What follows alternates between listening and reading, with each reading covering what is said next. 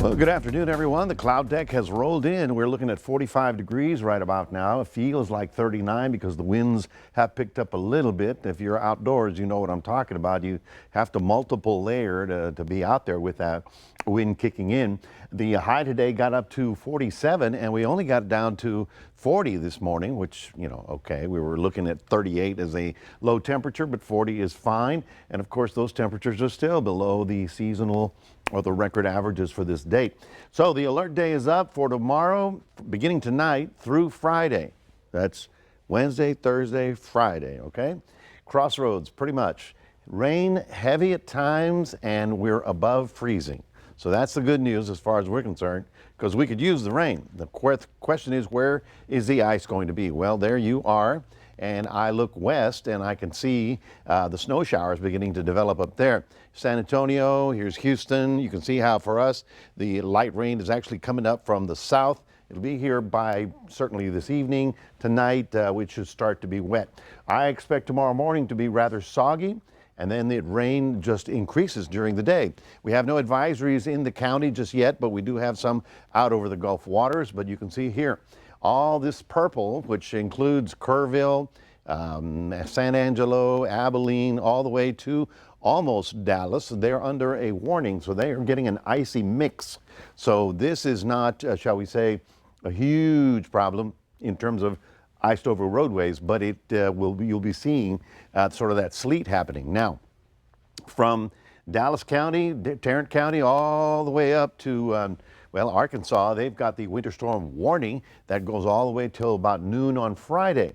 So we're not going to get out of this until about noon on Friday. Now here is, I took the areas of possible ice, okay? So we zoom in a little bit to give you a good idea what counties. So if that would be Bexar County, you could see that along 35, no problem, until just north of Waco. From Waco on into Dallas, you've got the possible ice in these areas. Now, will it freeze the road is the big question. And right about now, I'm going to say probably not. I mean, it's touchy because the ground is fairly warm. And so if we do get ice, it'll be on the exposed surfaces like cars or pipes or anything above ground. But what is causing all this? Well, here it is. This is the big, powerful storm that caused those hellacious winds in California, 100-mile-an-hour winds, creating all kinds of fire problems. That low is going to traverse over the state of Texas. That will be the weather maker for the next 2 or 3 days.